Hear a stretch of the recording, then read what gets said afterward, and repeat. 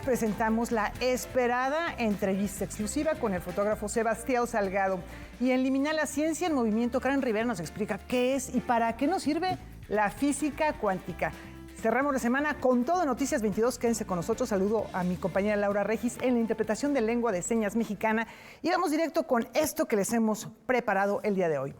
La mujer indígena ha tenido un papel central en la historia y la vida comunitaria desde tiempos ancestrales. Hoy, 1 de cada 10 mujeres en nuestro país es indígena. Sin embargo, con frecuencia no se valoran sus aportaciones o son objeto de discriminación. A lo largo del 2025 se va a impulsar una visión distinta mediante un trabajo coordinado de diversas instituciones. Vamos a conocer de qué va el Año de la Mujer Indígena. En Palacio Nacional se dio a conocer el programa con motivo del Año de la Mujer Indígena, el cual tendrá actividades en México y España. Era muy importante desde la Secretaría de Cultura y desde el Gobierno de México, como inspiró y nos instruyó la presidenta, darle un lugar y presentar el trabajo que estas mujeres hacen, que hicieron y que hacen hoy en día, y vamos a presentar tanto el programa que hicimos con el INAH y todas las otras instituciones. Por supuesto que no podemos pensar un país pluricultural como México sin el papel determinante de las mujeres indígenas en la vida colectiva, abuelas, madres, hijas que comparten las lenguas, territorios y son las transmisoras de saberes ancestrales. Las actividades comenzarán el 21 de febrero, Día Internacional de la Lengua Materna, con una lectura de poesía en la explanada del Museo Nacional de Antropología. Destaca, en marzo, el Encuentro Nacional de Escritoras en Lenguas Indígenas que tendrá como sede el Palacio de Bellas Artes. Algo que nos ha interesado mucho desde el INVAL en todas las coordinaciones y en literatura es pensar que la palabra es oral, es escrita y es memoria. Y bueno, parte de las actividades que tenemos y que me gustaría un poco ahondar es en el Encuentro Nacional de Escritoras en Lenguas Indígenas, que va a reunir a 10 escritoras de diferentes partes del país, escritoras con mucha trayectoria, pero también escritoras que comienzan a tener sus primeras publicaciones. Hay que decir que a pesar de que llevamos más de 40 años haciendo literatura en lenguas originarias, comenzamos apenas a tener un espacio mucho más visible y que este año refuerza estos esfuerzos. Se tendrán las exposiciones Mujeres Huastecas, Mesoamericanas, Diosas, Guerreras y Gobernadoras en el Museo Regional de La Laguna en Torreón, Coahuila, estaciones interpretativas dedicadas a la mujer indígena en el Museo Nacional de Antropología, Ciudad de México, y en septiembre, la Casa de México en España exhibirá Mujeres Mesoamericanas, Gobernadoras Mexicanas. Como ven, son muchísimas actividades este año dedicadas a la mujer indígena, a la lengua, la historia y también las mujeres indígenas de hoy, que es a quienes queremos reivindicar. Noticias 22, Alberto Aranda. Para tener más detalles de las actividades que se van a desarrollar en el Año de la Mujer Indígena, nos acompaña justamente aquí en el estudio Nadia López García, Coordinadora Nacional de Literatura del INVAL, que acabamos de ver en esta nota, y que nos explica un poquito más acerca de la importancia de, en el caso del rubro que tú conduces, la literatura, la oralidad. ¿En qué vertiente se va a desarrollar? Porque la oralidad, la lengua, la literatura, sabemos que en México hay 68 lenguas originarias, además de las variantes regionales de las mismas. ¿De qué manera se le dará importancia a esto que pues es el vehículo de transmisión de generación en generación los saberes y que son lenguas vivas y que se hablan en la actualidad? Pues bueno, qué lindo estar por acá contigo y poder saludar a toda la audiencia. Gracias, Nadia, encantada. Bueno, yo creo que algo muy importante es que por mucho tiempo se pensó que la literatura es aquello que ocurre solamente en los libros y que ocurre solamente en ciertas esferas. Y creo que justo ahora en esta Secretaría de Cultura y en este gobierno se ha pensado que la literatura también ocurre en el plano de lo oral y lo oral descansa en esta tradición que también está en los pueblos originarios. Entonces, pensar un año como el Año Año Internacional de la Mujer Indígena, tiene que ver también con pensar en todas esas historias que nos han hecho gente, pues que nos han hecho personas y con las cuales transitamos el mundo. Entonces vamos a dar un peso mucho más fuerte al tema de la oralidad desde infancias, juventudes, personas adultas mayores, público en general.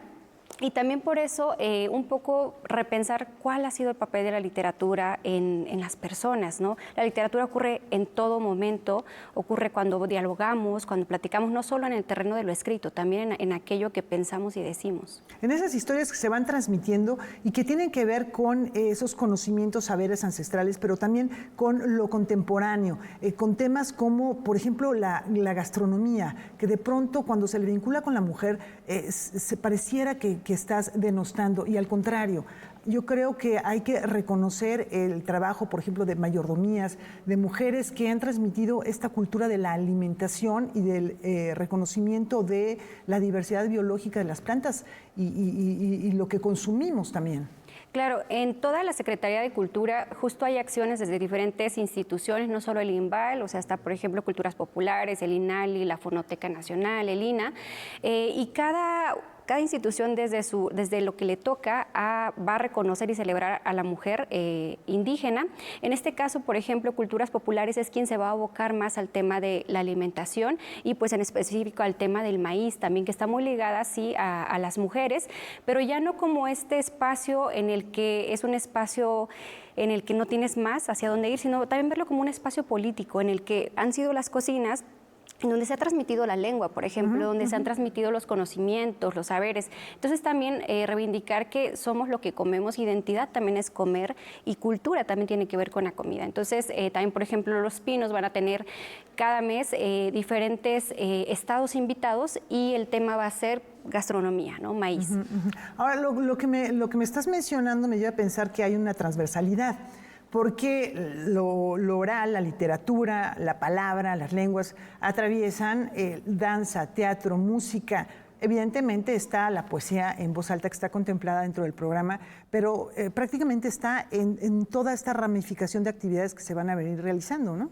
Sí, creo que algo muy importante es pensar a la cultura no como un hecho, sino más bien como la vida misma, ¿no? O sea, la cultura se escucha, se habla, se camina, se canta, y los pueblos originarios, por ejemplo, no hay una división tan marcada como en la cultura, digamos, occidental, de que esto es poesía, esto es danza, esto tiene que ver con música, sino que más bien forma un todo. O sea, dentro de un acto poético puede haber un canto, por ejemplo, pai pai, y que alguien puede decir, eso es canto, pero también es poesía, y también tiene que ver con lo ritual y con lo sagrado. Entonces, este año justo por eso las instituciones hacen toda una programación transversal que se teje entre ellas, de tal forma que, digamos, la cultura es todo lo que nos rodea, y en eso todo que nos rodea, cómo podemos visibilizar y reconocer a las mujeres indígenas.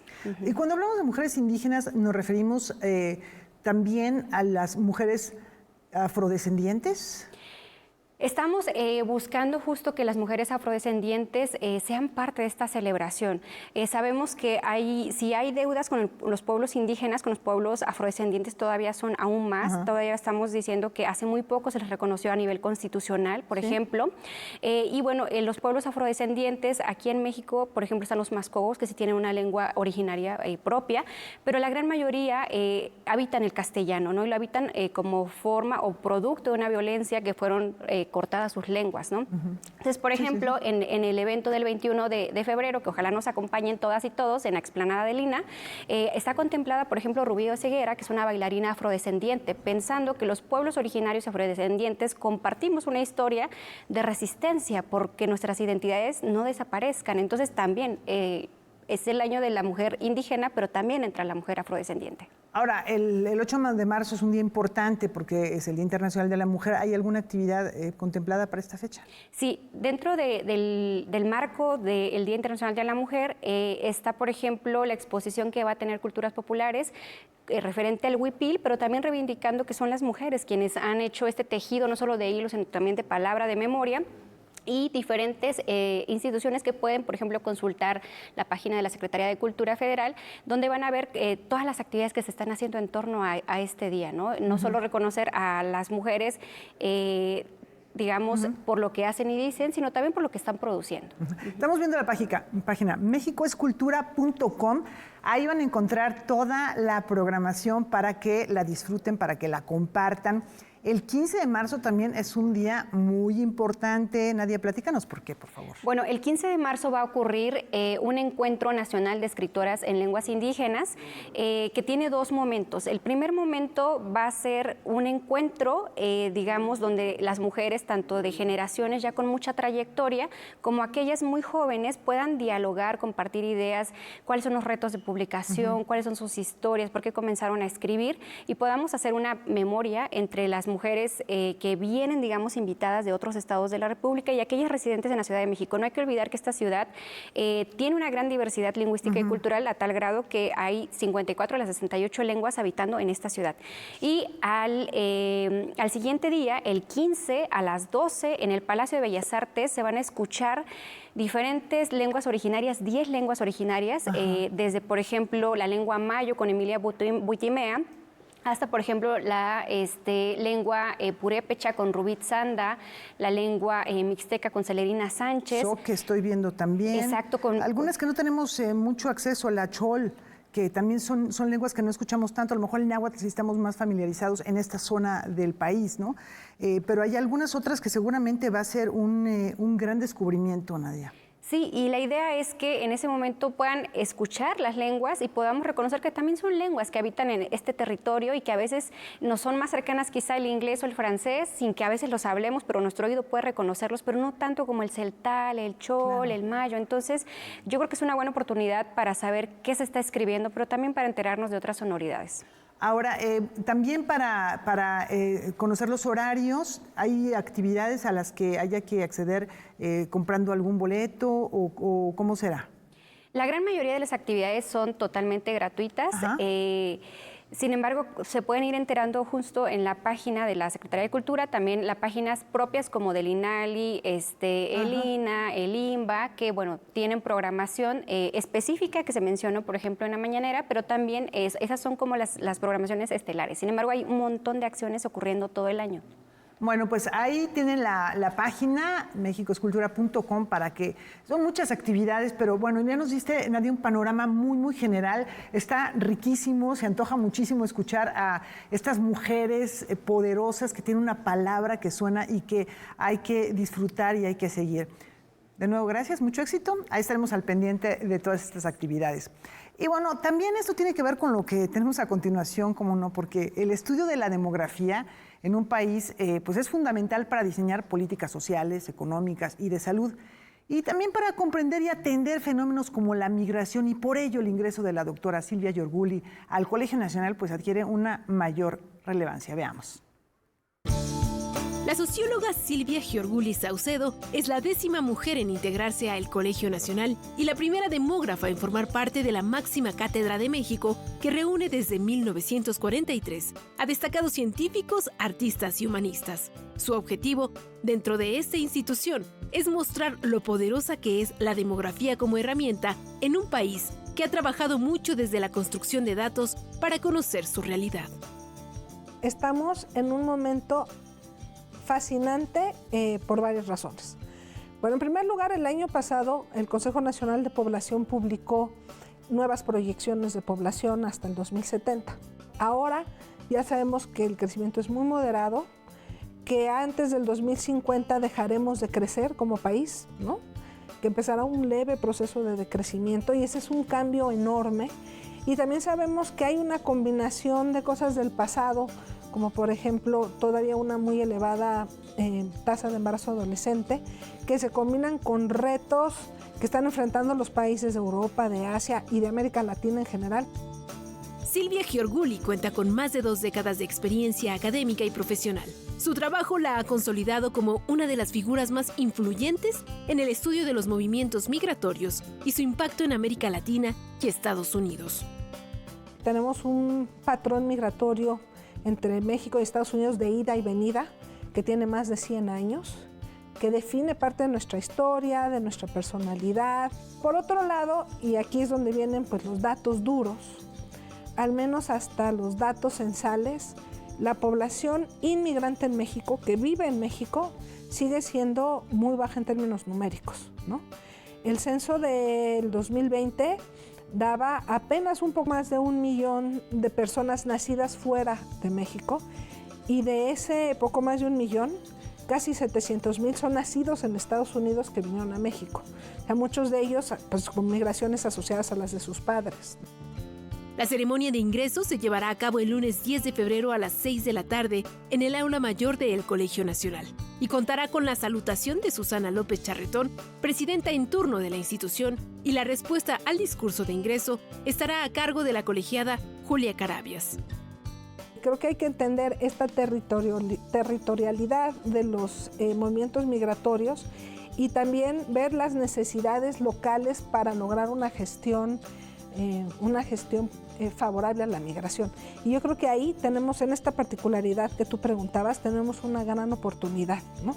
De poder diseñar un modelo de migración que esté de acuerdo con los principios que México ha empujado en foros internacionales de una migración segura, ordenada y regular, humana, y que permita también aprovechar lo que la migración trae consigo. Noticias 22, Karen Rivera. Vamos a una muy breve pausa, regresamos con la entrevista al fotógrafo Sebastião Salgado.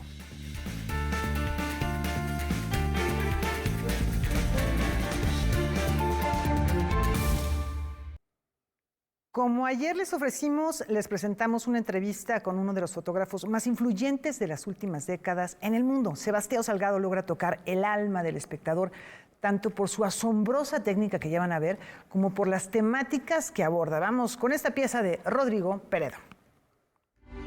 La mirada de Sebastião Salgado nos lleva a lugares remotos dentro de la Amazonia brasileña.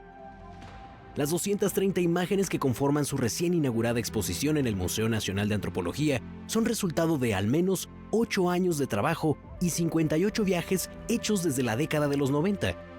Hoy quedan como un registro fotográfico que nos incentiva a proteger esa selva que él describe como el paraíso terrenal.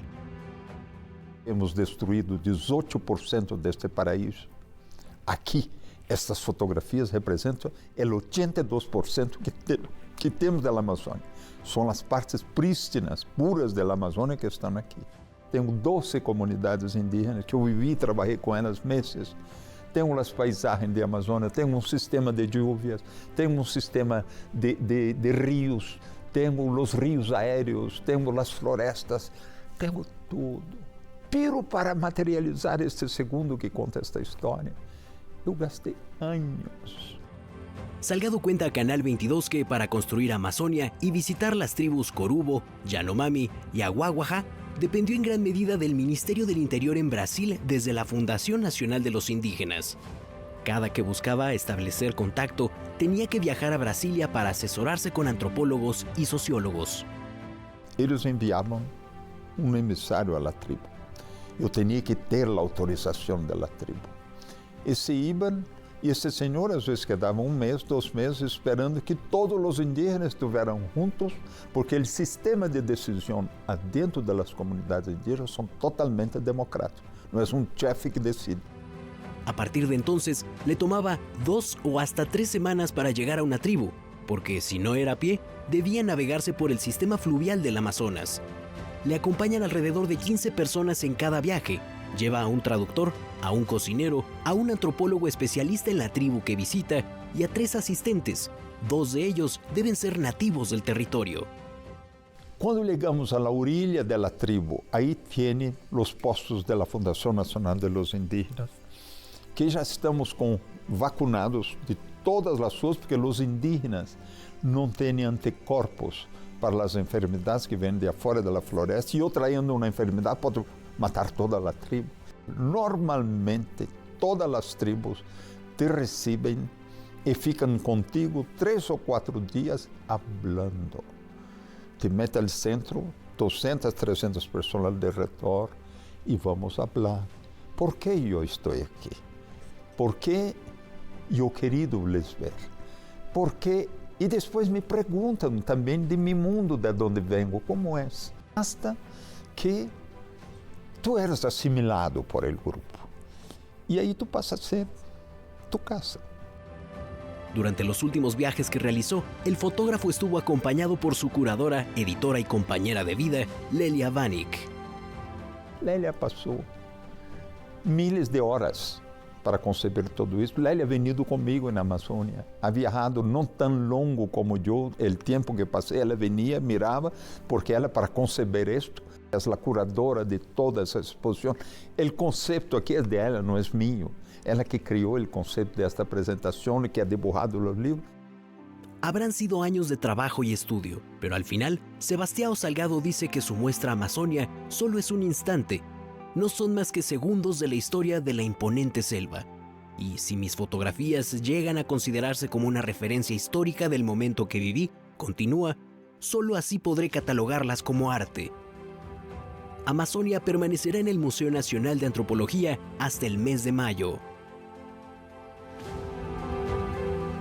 Domingo, 9 de la noche, tome nota, no se pueden perder el programa especial en torno a esta obra, esta exposición en el Museo de Antropología, por esta señal, de verdad, asombroso lo que hace este fotógrafo. Y bien, en otros temas.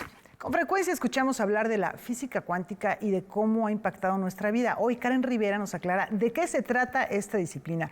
Del otro lado del estudio platica con Alberto Guijosa Hidalgo, investigador del Instituto de Ciencias Nucleares de la UNAM. Adelante, Karen.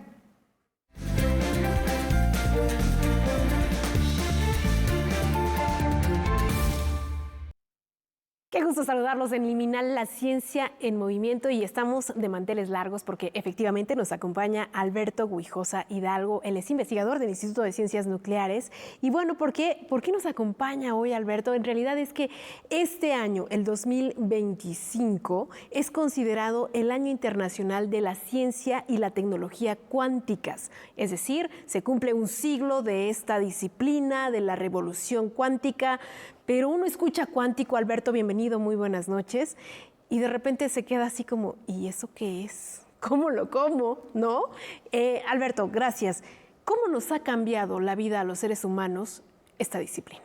Bueno, la física cuántica, que justo cumple un siglo y estamos de fiesta, nos ha cambiado en diversos sentidos. Los más importantes es, primero, nos llevó a entender de una manera más profunda la naturaleza de nuestro universo. Es casi como que nos mudamos de universo, entendimos que vivimos en un universo cuántico, y eso es donde existimos. Y de hecho, la física cuántica es crucial para entender, para explicar que existimos mismo. Los átomos de los que estamos hechos solo existen gracias a la física cuántica. Y hay muchas ideas más que entendimos a mayor profundidad. Y por otro lado, esas ideas que aprendimos por pura curiosidad llevaron a nuevas tecnologías que tal cual revolucionaron nuestra civilización, al grado de que la inmensa mayoría de la tecnología moderna está basada en lo que aprendimos gracias a la física cuántica. Antes de llegar a esta tecnología que nos inunda ahora, me gustaría hablar un poco al respecto de qué es la física cuántica, porque yo siempre pongo el ejemplo de, háganme cuenta que su novio, su novia, su pareja, cuando está con ustedes es romántico, tierno, cariñoso, y cuando está con otras personas se comporta distinto. Y eso nos han explicado un poco que funciona con los átomos. ¿Cómo funciona la física cuántica? Sí, hay como dos ideas claves, dos novedades claves que entendimos gracias a la física cuántica respecto a los ingredientes más chiquititos de los átomos y por tanto de toda la materia a nuestro alrededor. Una es que tenderemos a pensar en ellos, por ejemplo, los electrones de los que estamos hechos, como pequeñas canicas. Pero gracias a la física cuántica entendimos que son como canicas mágicas, porque de cierta forma pueden estar en muchos lugares al mismo tiempo. Y por otro lado, este aspecto que tú mencionas, que según qué tipo de pregunta, cómo interactuamos con ellos, qué tipo de experimento hagamos con ellos, nos revelan una faceta de su identidad u otra faceta completamente distinta, que es tal cual la analogía que tú muy apropiadamente das. Oye, ¿y las tecnologías que les debemos a la física cuántica, a la revolución cuántica, cuáles son? Bueno, lo que es absolutamente de vida cotidiana para todos es toda la electrónica, todos los aparatos electrónicos que claramente hacen nuestra vida diaria tan cómoda. Claro. Cada vez que utilizamos un aparato electrónico, si uno mira dentro de cualquier aparato electrónico, hay estos que se llaman circuitos integrados, estos famosos chips, que son estas pastillitas negras Ajá. con patitas plateadas. Y esos materiales, esos objetos están hechos de materiales que llamamos semiconductores.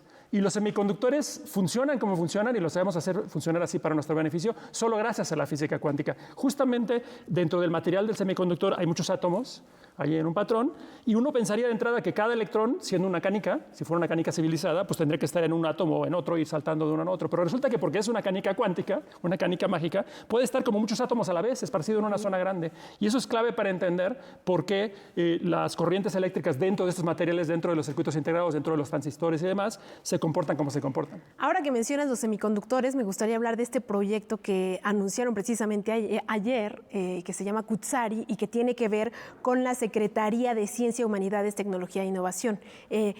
El que México desarrolle sus propios semiconductores, ¿qué significa esto para el país? Yo creo, hablando más en general, primero, para cualquier país, para el desarrollo y la subsistencia de cualquier país y ser competitivos a nivel internacional, es clave que ponga atención y le dé prioridad a la ciencia básica, esto de entender por pura curiosidad, de la cual proviene eventualmente la ciencia aplicada, que es tal cual ya desarrollar aplicaciones de lo que entendemos de la naturaleza para beneficio de la sociedad. Y en ese sentido, pues tal cual, el perseguir la fabricación de semiconductores al más avanzado nivel posible desde el propio país, pues es un camino ciertamente muy relevante desde el gobierno federal en este caso, de reconocer la importancia y congregar a científicas y científicos talentosas y talentosos mexicanos para avanzar en esa dirección y formar nuevas generaciones de jóvenes que puedan ayudar en eso. Ya tenemos dispositivos móviles, semiconductores, computadoras, criptografía.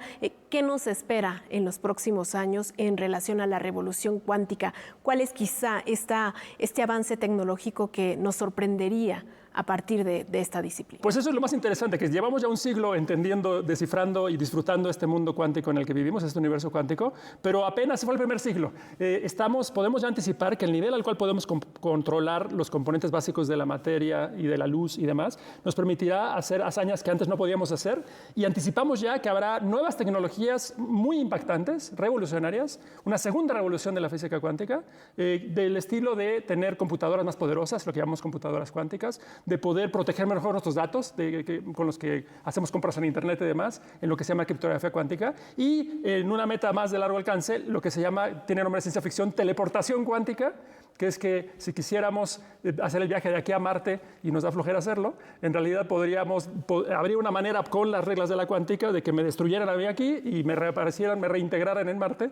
Eso hoy en día lo podemos hacer apenas un átomo a la vez, entonces estamos lejos de poderlo hacer con una persona o un coche. Hacerlo con todos los átomos que nos componen. Alberto, muchísimas gracias. Hagamos propio este Año Internacional de la Ciencia y la Tecnología Cuánticas y disfrutemos de él. No es un festejo solo de científicos. Encantado de hablar con ustedes. Gracias por abrir este tema a la gente. Y en efecto, la fiesta del Año Internacional de la Ciencia y la Tecnología Cuántica es no una fiesta de científicos y científicas, sino de todos, y de apropiarse de este mundo, universo cuántico que habitamos, y además entusiasmar a nuevas generaciones de jóvenes científicas y científicos para que nos ayuden en esta aventura a entender, en última instancia, las maravillas que nos enseña la ciencia, que quiénes somos y de dónde venimos. Muchísimas gracias, Alberto. Gracias, de verdad, amigos de Noticias 22. Y Laura, pues, ¿qué te parece? De verdad, sorprendente lo que está ocurriendo, y efectivamente, a lo mejor es un siglo aproximadamente de este gran descubrimiento de un universo nuevo y lo que nos falta por encontrar. Alberto Guijosa, gracias, doctor, por estar aquí, por platicarnos acerca de este tema desde el punto de vista científico, que muchas veces se aborda desde un punto de vista de charlatanería o de especulativo, de pensamiento especulativo. Hay que hacerlo desde la ciencia. Gracias, Karen, por esta edición de Liminal. Y en otros temas les comentamos que Víctor Gaspar platicó con el ganador del premio Cosío Villegas sobre migración, deportaciones, reinserción en la comunidad, y con esto nos vamos a una muy breve pausa. El Colegio de México distingue con el premio Daniel Cosío Villegas en Ciencias Sociales 2024 al sociólogo y demógrafo cubano-estadounidense Alejandro Portes, cuyo trabajo se ha centrado en las áreas de desarrollo nacional, urbanización en América Latina y el Caribe y migración. A este último respecto, considera que el flujo de migrantes en la frontera entre México y Estados Unidos tendrá un descenso masivo en el futuro previsible. Va a haber una serie de deportaciones, aunque no creo que dure mucho este proceso, porque la población mexicana que ya está asentada en Norteamérica, en general, tiene trabajos, está inserta en las economías locales donde ha estado, juega un papel dentro de ellas, ya son considerados como vecinos. Y sería muy no solamente cruel, sino económicamente impráctico tratar de remover 11 millones de personas. Considera que las deportaciones que el Estado norteamericano apunta a implementar se centrarán fundamentalmente en migrantes buscadores de asilo que han llegado al vecino país en los últimos años, migrantes procedentes de naciones como Venezuela y Haití. El sociólogo habla de los posibles programas que naciones como la nuestra pueden implementar ante el retorno de migrantes. En el caso de México y en el caso de Colombia, son países de nivel intermedio de desarrollo cuyos estados pueden iniciar programas de reinserción en términos de préstamos para empresas, de empleo, etc., para sus connacionales, o sea, sus compatriotas, mexicanos en México, colombianos en Colombia. Para países como Venezuela y Haití, que son países con estados implosionados, la suerte de los deportados es trágica, porque los estados no van a poder de ninguna manera y van a regresar a las mismas realidades en las que trataron de escapar. Alejandro Portes es profesor emérito de la Universidad de Princeton y profesor de la Universidad de Miami. Ha publicado más de 250 artículos y 30 libros. Entre otros galardones, obtuvo el Premio Princesa de Asturias 2019 en Ciencias Sociales. Ante el complejo fenómeno de la migración y la cooperación internacional, responde: no creo que mayor integración sea necesariamente posible. Yo creo que cada país tiene que tratar de fortalecer su Estado nacional y de fortalecer sus instituciones para ofrecerle oportunidades a su población que no tengan la tentación o el imperativo de emigrar a otros países. Y eso se llama desarrollo. Y es lo que los países latinoamericanos tratan de conseguir y algunos lo han logrado. Noticias 22, Víctor Gaspar.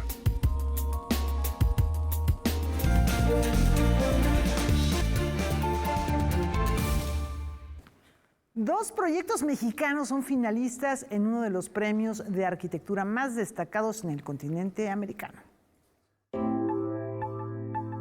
Como parte de la Semana del Arte 2025, el Museo Nahuacalli es el recinto donde se anuncia a los finalistas del concurso Miss Crown Hall America's Prize. Dirk Dennison nos habla de estos 5 finalistas. Thank you very much, Dirk. So please, share the finalists, the name of the finalists, and the nature of their projects. It's my honor to announce that this year's 5 finalists on behalf of MCHAP and the College of Architecture at IIT in Chicago. Our first, the Thaden School in Bentonville, Arkansas. Second, the Pump House Housing Project in Winnipeg, Canada. The third, the Guayaquil Veterinary Clinic in Buenos Aires, Argentina. Then in Bacalar, Mexico, the Eco Park. And in Malazan, the Aquarium and Research Sea of Cortez. El jurado de este quinto ciclo del Miss Crown Hall America's Prize estuvo compuesto por Maurice Cox, Sofía von der Rixhausen, Mauricio Rocha, Giovanna Borassi y Greg Pasquirelli. Is there any characteristic that defines these 5 finalists? Is there something in common? I think what we're trying to do with the jury's work is to find those projects that are raising the impact of architecture, that are identifying how architecture can improve lives. What about the Mexican projects that are present in these finalists? We're so excited to see the exploding creativity here in Mexico. A theme that is consistent is the integration of architecture and landscape, which we see here at Anahuacalli in our last cycle's award-winning project designed by Mauricio Rocha. Is there any trend in architecture that is showing some different trends, some responsibility towards nature, or the generation of new dynamics in the public space? Treading lightly on the earth is for sure a trend. We as architects are the physical planners of the world, and we have to be incredibly responsible for how man interacts with nature. We see that, I think, demonstrated in these works. Doing more with less. understanding how resources can be carefully handled so that you can accomplish your mission, but without exhausting the resources of the world. And the winner will be prized with what? The winner will be announced in May in Chicago, and they receive a $50,000 grant towards research and a publication, and a public speaking appointment and teaching in the College of Architecture at IIT. I would like to finish the interview by asking you the interest of new generations in architecture. Well, we are fundamentally about teaching. The prize exists in a school, students, faculty, sharing ideas. What I will say that the next generation is embracing is their own personal commitment. We're seeing an upswelling of passion for doing better as architects. More with less. More with less. Thank you very much, dear, for this interview.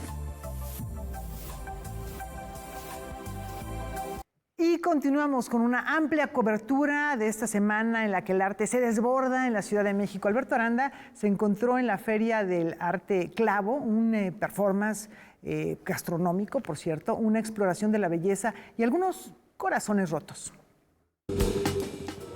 En esta ocasión nos encontramos en la calle de Lisboa 46, en donde se está realizando una edición más de Clavo. En esta feria de arte contemporáneo se han reunido más de 40 proyectos, artistas y colectivos. El primero de ellos es Olote. ¿Quieren conocerlo? Yo diría un performance gastronómico. La masa que estoy usando es un maíz que lleva cultivando mi amigo 13 años. A él le enseñaron los huirras, todo con respecto al maíz. Esta cosecha en particular la sembramos en Xochimilco, en las chinampas de fuego vivo. Lo cosechamos en otoño del año pasado, lo desgranamos hace un par de semanas, lo nixtamalicé, lo molí y ahora lo estamos consumiendo. Del primer momento de siembra, momento que te lo comes, pasa un año aproximadamente. Entonces, creo que también es importante resaltar todas las manos y todo el trabajo que va dentro de lo que comemos.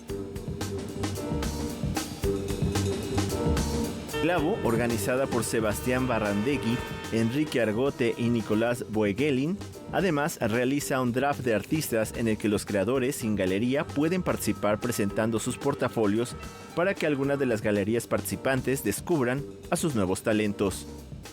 Nosotros como proyecto buscamos mostrar como lo más auténtico del arte contemporáneo del momento. O sea, que ahí creo que sí podemos ser un diferencial con las otras ferias, que son muy buenas y muy importantes, pero que nosotros estamos como continuamente mirando qué es lo que está sucediendo ahora en lo contemporáneo. Por eso hay proyectos emergentes, por eso hay proyectos más consolidados que tienen artistas que tienen como esa visión. El visitante puede recorrer cada uno de los pisos de Clavo en un ambiente relajado y festivo. Estamos en un proyecto de 6 años y es un proyecto de artistas queer y aliados en todo el mundo. Tenemos una residencia en línea y cada semana estamos juntos en línea con Zoom hablando de temas de arte, procesos, materiales y compartir las experiencias de artistas para reducir isolación de todos. Observatorio de Arte es una plataforma cultural que está trabajando desde 2023. Este año es la primera vez que participamos en Clavo y traemos este proyecto con 4 artistas basados en la curaduría de Alfonso Miranda, que es nuestro tercer socio, y elegimos el tema sobre lo bello. Y bueno, muy brevemente, escogimos a Jícaro y Ayala porque tratan el tema del exterior, la belleza exterior, lo que vemos allá afuera. Y escogimos también a las artistas mexicanas Mónica y Ana Janik, porque su obra trata mucho de la casa, del interior, la casa también como metáfora del interior y del yo, así como el exterior como metáfora de lo que pasa allá afuera. Ellas hablan un poco más sobre la intimidad y entonces este discurso entre lo exterior y lo interior es lo que marca el paso de esta exhibición. En esta feria traímos 2 piezas. Una son los corazones rotos, partidos, mordidos, divididos, rasgados. Es una serie que yo he hecho muchas veces, que son las 5 etapas del corazón. Si tú tienes 30 años, tu corazón debe haber estado mordido, rasgado, dividido, partido. Si no está así, debes hacer un esfuerzo para que suceda. Es una mezcla de cosas viejas y cosas nuevas. Lo nuevo es la luz, que en este caso es una luz LED, que es sumamente moderna, y tiene adentro encapsulado fichas, botones, ojitos, dados, cosas que son nostálgicas. Entonces se refiere a la evolución de tu corazón en aquel momento y en este momento, y dónde está en esos dos. Es como una conversación. Clavo va a estar aquí en la calle de Lisboa 46 hasta este domingo, así que por favor no dejen de visitarlo. Informaron para ustedes Juan Carlos Valencia, Baldomero Ochoa y Alberto Aranda. Venus Lara, estudiante de Bellas Artes, fue la guía de Óscar Cortés para recorrer el Salón ACME. Venus Lara estudia artes plásticas. Nació en Colombia y desde hace 2 años vive en México. México me enamoró y me enamoró el muralismo. Entonces desde ese momento empecé a experimentar todo lo que... Hice mis primeros murales acá, entonces me parece increíble. Desde ese momento me enamoré del muralismo, de las obras. Justamente también trabajo obras hiperrealistas y trabajo también con obras figurativas. Entonces ese es mi componente de mi trabajo en este momento. Por primera vez visitó el Salón ACME, esta plataforma de arte concebido para darle visibilidad, impulso y difusión a los creadores emergentes. En su recorrido llamó su atención la pieza de Fátima Estefanía García López, titulada Desencuentros con la memoria y irrupciones en el tiempo y su historia, por abordar el tema de la desaparición forzada. El artista lo que hace también es como un trabajo, como si fueran pieles desgastadas, listo, entonces desgasta las camisas y hace un conjunto de tejidos con cada una de ellas, y cada una representa lo que es las desapariciones. Me llama mucho la atención, me parece una forma de recordar los vestigios, la memoria. La mujer fue el tema central del pabellón de Veracruz, el estado invitado. Justo me encanta el juego de esta artista, donde crea esos cuerpos femeninos danzantes, libres, completamente moviéndose en un espacio súper bellísimo. Y justo aquí podemos ver también lo que es el barro, también lo que hablamos de la materia prima, ¿no? De ese recurso en donde nacen muchas cosas. En este concepto lo podemos ver también en lo que son las culturas indígenas. El barro es el que crea, ¿no? Entonces aquí podemos ver también como ese acto de creación a las mujeres jugando dentro de esta obra. Me parece bellísimo, es la primera vez que veo que en vez de exponer las hojas de los grabados, expongan la matriz, la fuente inicial, donde se inicia cada uno. Dentro del área de galerías, se encontró con una escena típica de la mitología de su país. Se trató de la obra Mi bisabuela bailando con su chiva en el gallinero, del artista colombiano Javier Morales. Estas obras contienen todo lo que más me gusta. Adicionalmente podemos ver que tiene todo lo que son los mitos en Colombia, mitos y leyendas, entonces me parece bellísimo, bellísimo el contraste de colores y las composiciones de cada una de las obras. Por más de 4 horas, Venus recorrió este espacio que le alimentó de historias, como la que provocó la obra Santuario número 2 de Julio Alarcón, una obra hecha a pluma que retrataba la decoración de un microbús.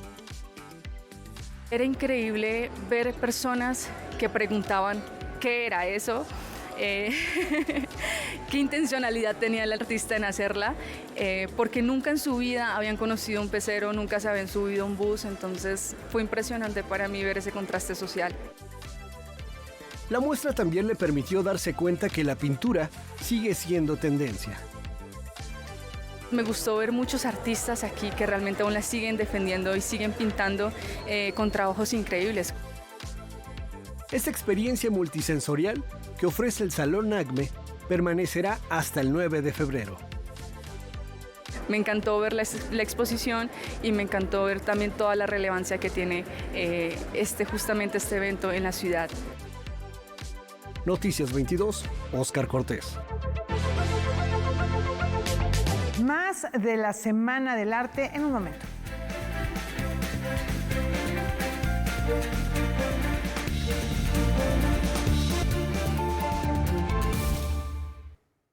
En el arte contemporáneo se vale de todo, cerámicas, mobiliario y hasta el uso de máquinas de tatuaje, por ejemplo. Para algunos resulta muy cercano y otros opinan que es elitista. Veamos los comentarios que escuchó nuestro compañero Iván Ramírez. La pieza se llama Three Way, que se traduce como a trío, y son 3 ratitas taxidermizadas montadas en este signo tan icónico de Playboy, como pueden ver. La obra, no quiero develar mucho yo, pero la interpretación que puede ser generada tiene mucho que ver con las tensiones entre estas 2 figuras, ¿no? La muerte, la decadencia. Los lenguajes para aprender el arte contemporáneo y entenderlo, por así decirlo, están limitados a cierto tipo de gente que solo puede permitir como, pues, a cierta educación. O sea, siento que el lenguaje está como que muy reducido, sí siento que está como que muy elitizado. Decidimos hacer este tipo de escenografía para que entraran todos en el mueble principal, donde hay obra de bastantes artistas y 3 obras muy importantes de Ileana Moreno, un biombo de Ángela Ferrari, pintado en un mueble como de los años 50. La otra que iba a mencionar es la cerámica de Christine Reyer, que hizo en colaboración con Cerámica Suro y es una pieza también muy importante. Estamos participando en la Feria Material con la exposición de Se abrió opaca de David Ramírez Cotón, que es un artista muy joven de 27 años. Básicamente es un negocio que se dedica a comercializar prendas de ropa de segunda mano que vienen de Estados Unidos.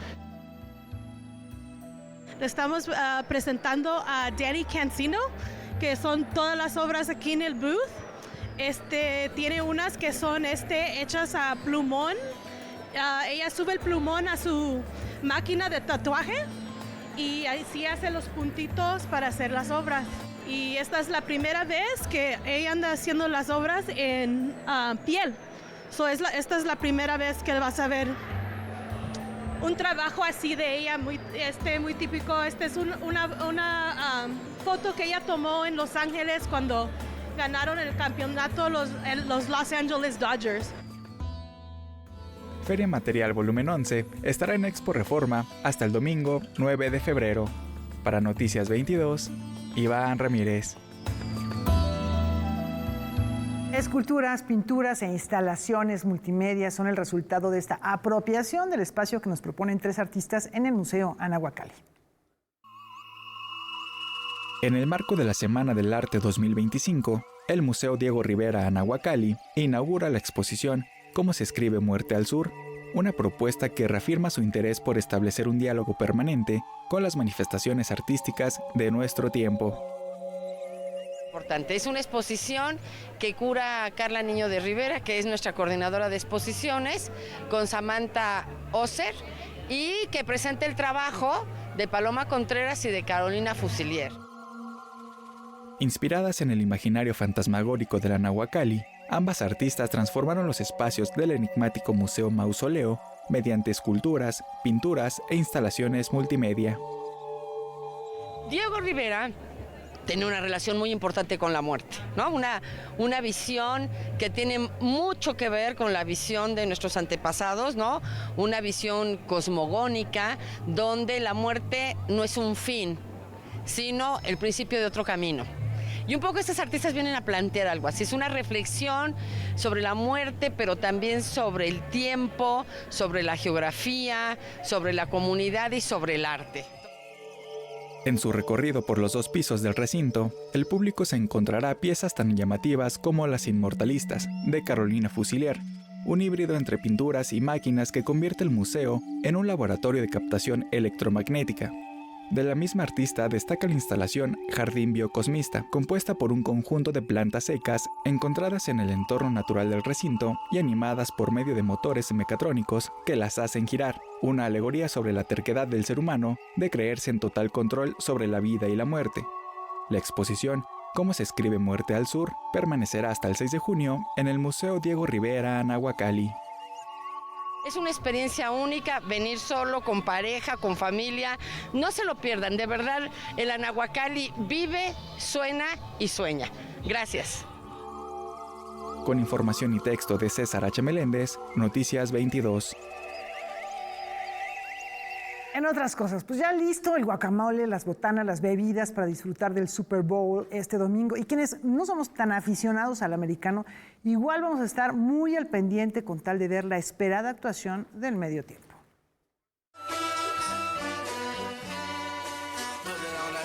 Este domingo 9 de febrero se celebra el Super Bowl 59, el partido final de fútbol americano. Deporte con más de 210 millones de aficionados en Estados Unidos y 25 millones de espectadores en México en 2024. El espectáculo de medio tiempo ha dado un giro en sus últimas ediciones mostrando artistas afrodescendientes, incluida la presencia de Kendrick Lamar, rapero californiano, quien se presentará en el estadio Caesars Superdome de Nueva Orleans, Luisiana. Lamar aborda temas políticos y sociales en sus letras. Es el único rapero que ha recibido el premio Pulitzer en 2018. Su más reciente sencillo, Not Like Us, se llevó 5 premios Grammy el pasado 2 de febrero, donde realiza una crítica contundente a la hipocresía, la doble moral, la violencia sexual y las máscaras que oculta la industria discográfica. Fundada por Jay-Z, Roc Nation es la empresa encargada del show de medio tiempo. El rapero es quien toma las decisiones sobre los artistas que se presentarán año con año. Sin embargo, Jay-Z fue acusado de violar a una menor de 13 años en el 2000, junto a Sean Diddy Combs, quien se encuentra detenido por presunto tráfico de personas, abuso y acoso sexual. A pesar de las denuncias, Bloomberg informa que Jay-Z y la NFL planean continuar su asociación. Según ESPN, el acuerdo anterior entre la NFL y Roc Nation estaba valorado en $25 millones durante 5 años y terminaba en 2024. Para este nuevo acuerdo, no hay información disponible. ¿Por qué elegir a Kendrick Lamar para el show de 2025? En su lírica, Kendrick expone la desigualdad. Habla sin tapujos de depredadores que están dentro de productoras musicales. Mostrar a Kendrick Lamar en el Super Bowl es una postura política, pero ¿realmente esta postura coincide con las acciones de la comunidad musical y del entretenimiento estadounidense? Con información y texto de Némesis Yolotzin, Juan Ramos y Geraldine Moreno, Noticias 22. Bueno, ya nos vamos y precisamente con algo de Kendrick Lamar para ir calentando motores. Disfrútenlo, muy buen fin de semana y nos vemos el lunes.